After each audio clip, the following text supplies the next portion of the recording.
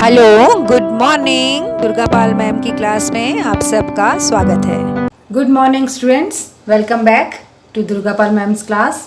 आज की क्लास में हम पढ़ रहे हैं सर्वनाम।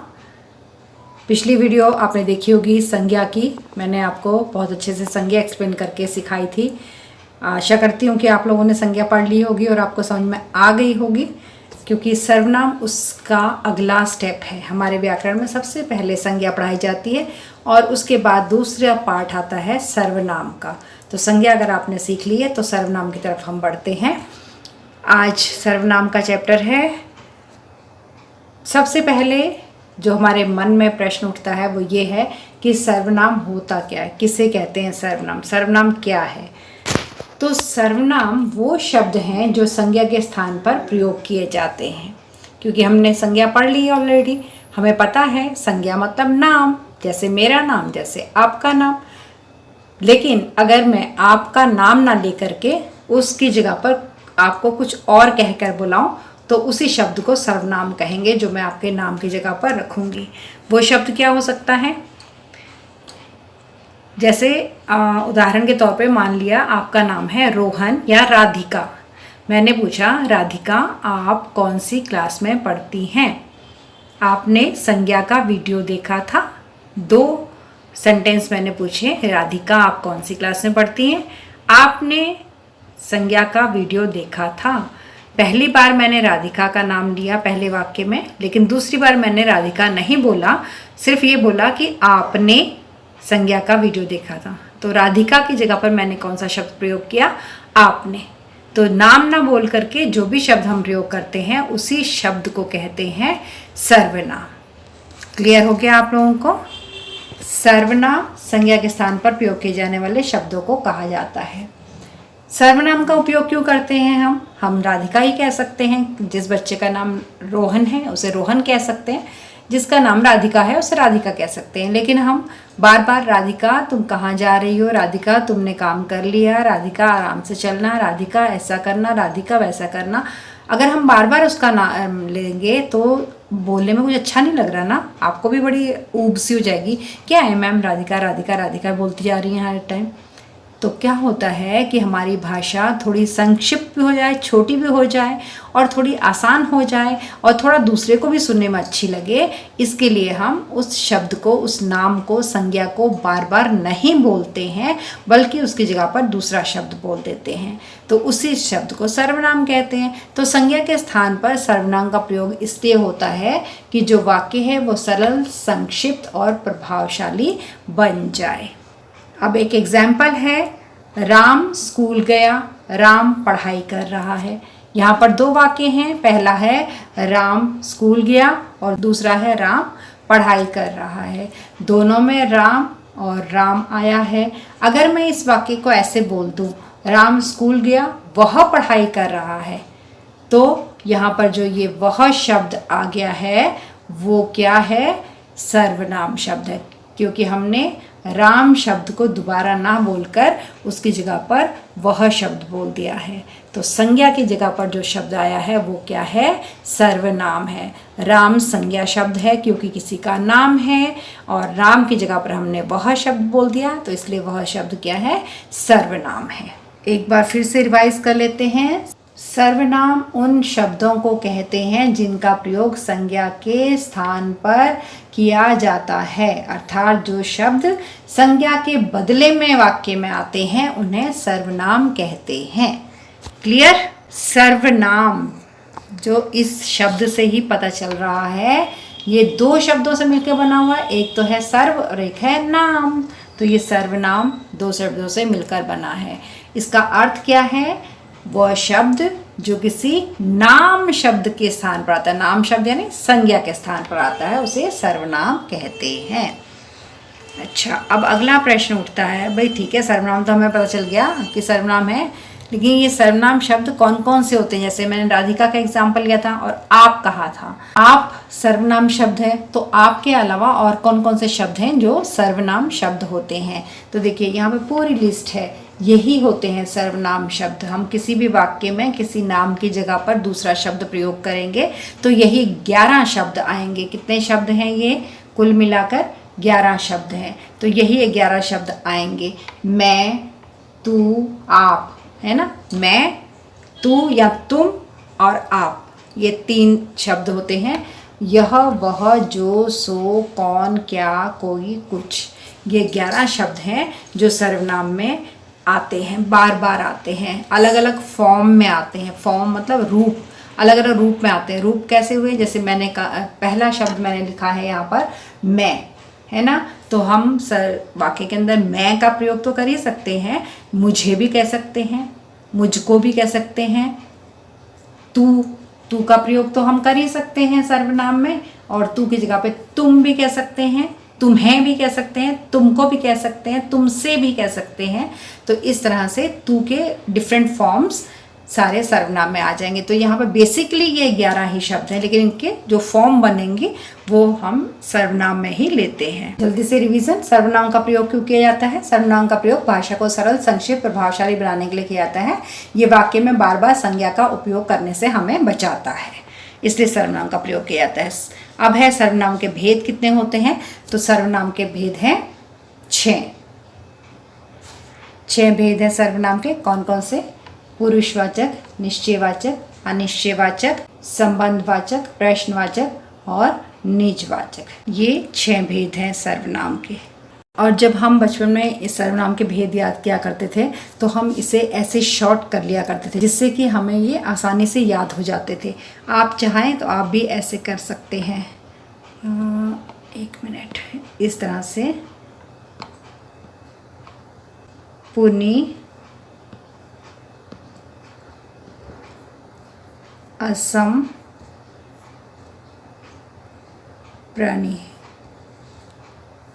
हमने ये इसका शॉर्ट रखा हुआ था सर्वनाम को याद करने के लिए, पुनि, असम, प्रणी।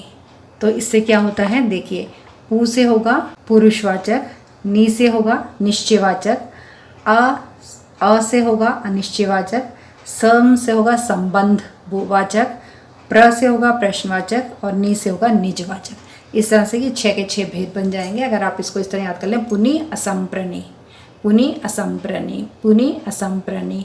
पुरुषवाचक, निश्चयवाचक, अनिश्चयवाचक, संबंधवाचक, प्रश्नवाचक और निजवाचक। तो इस तरह से हम इसे याद किया करते थे। आप भी ऐसे ट्रिक लगा के याद कर सकते हैं। सर्वनाम की परिभाषा की रिवीजन एक बार फिर से। सर्वनाम की परिभाषा इस प्रकार है, संज्ञा के स्थान पर प्रयुक्त होने वाले शब्द को सर्वनाम कहते हैं। ओके, सर्वनाम के भेद हम पढ़ चुके हैं। पहला था पुरुषवाचक सर्वनाम, ठीक है, जिसको हमने कहा था पु नी। पहला शब्द जो था पुनि, इसमें 2 भेद थे, एक पु और एक नी। पु से पुरुषवाचक, नी से निश्चयवाचक। तो हम पहला वाला पढ़ रहे हैं पुरुषवाचक को। ये सर्वनाम बोलने वाले, सुनने वाले और किसी अन्य व्यक्ति के लिए प्रयुक्त होते हैं। कैसे? जैसे मैं आपसे बात कर रही हूँ, आप मुझे सुन रहे हैं, और मैं आपसे किसी तीसरे की बात करूँ, मैं कहूँ कि मैं आज सर्वनाम पढ़ा रही हूँ, आप पढ़ रहे हैं, वह नहीं आया, ठीक है। तो मैंने किसी बच्चे के लिए कहा कि वह नहीं आया।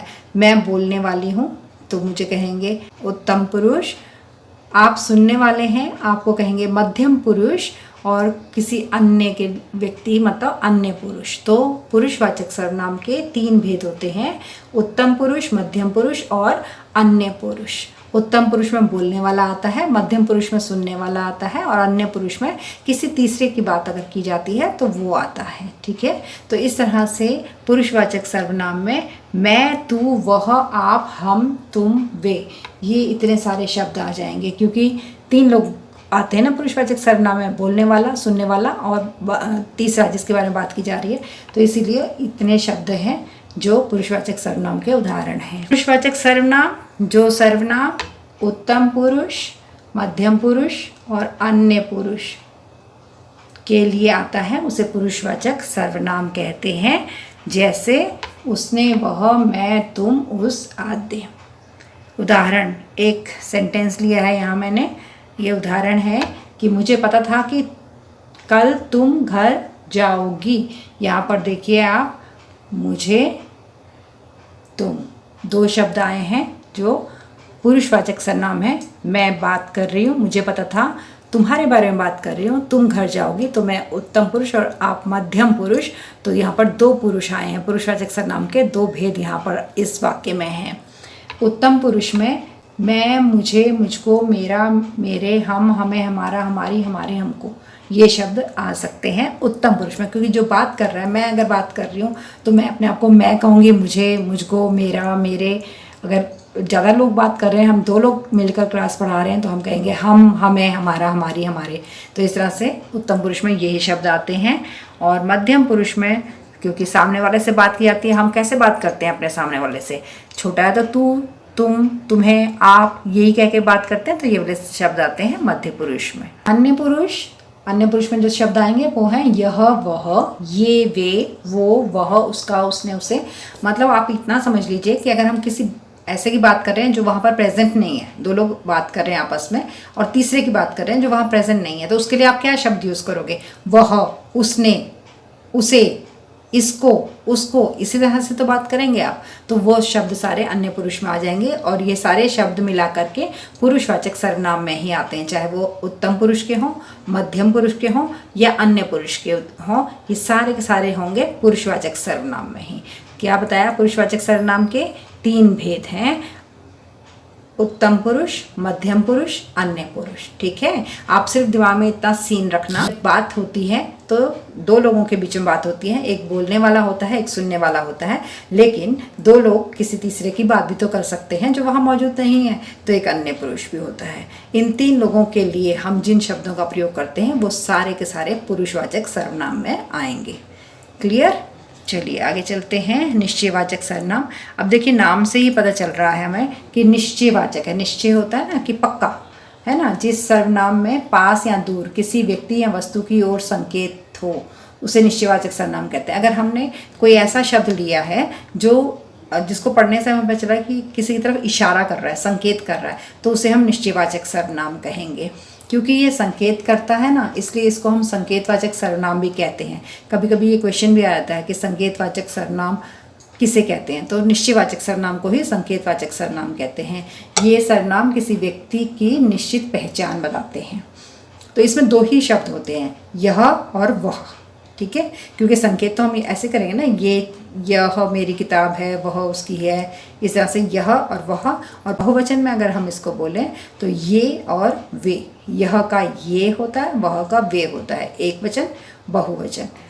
तो इसका एग्जाम्पल है, यह मेरी पुस्तक है, यह मेरी पुस्तक। आप इशारा करेंगे ना, ये मेरी किताब है ना, तो इशारा किया, इशारा करने वाली चीज़ निश्चयवाचक सर्वनाम में।